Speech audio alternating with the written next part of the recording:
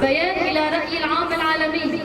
أن انطلاق الهجوم بشكل مقصود ومدبر بالتزام مع الذكرى السنوية للإبادة الأرمنية، وهي رسالة واضحة مفادها كما قضيتنا على الأرمن سوف نقضي عليكم أيضا، وكما أقدموا سابقا على إبادة الأرمن بدعم من ألمانيا والولايات المتحدة الأمريكية، فإنهم الآن يسعون إلى إبادة الكرد بدعم وصمت أمريكا وألمانيا والدول الأوروبية.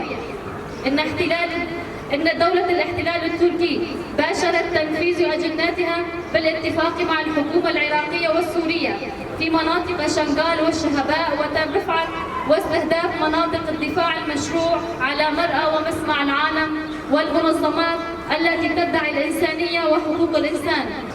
واليوم ما تشهده مناطق الدفاع المشروع في جبال متينة وآباشين وزابة وقبلها في جبال كاري وحفتنين يؤكد على وحشية الاحتلال التركي ومرتزقته، وفي الوقت الذي تسعى فيه الدولة التركية إلى إبادة الشعب الكردي الذي ولدت الحضارة الإنسانية على أرضه، تشن المزيد من الهجمات من أجل احتلال الجغرافيا التي كانت الإمبراطورية العثمانية المتخلفة تهيمن عليها وتحتلها. ويسعى المجرم أردوغان إلى إعادة أمجاد العثمانيين الحالمين عبر تنفيذ مشروعه التوسعي الميثاق الملي. إن في كل منطقة تحتلها حزب العدالة والتنمية بقيادة القاتل والمجرم أردوغان ترفع علمها فيها يتم التغيير الديموغرافي بشكل ممنهج ومدروس، ويجب أن يعلم الجميع بأن محاربة الإرهاب ما هي إلا ذريعة تتخذ منها الدولة التركية الفاشية وسيلة لتنفيذ سياساتها التوسعية. وعلى الدولة العربية تدرك تماما أهداف الدولة التركية ومطامعها التوسعية في المنطقة. هذه الدولة التي يقودها تحالف فاشي بين حزب العدالة والتنمية أكبة والحركة القومية مهبة، وأيضا على حزب الديمقراطي الكردستاني وحكومة إقليم كردستان أن تدرك وتعلم جيدا أنها مجرد أدوات بيد أردوغان،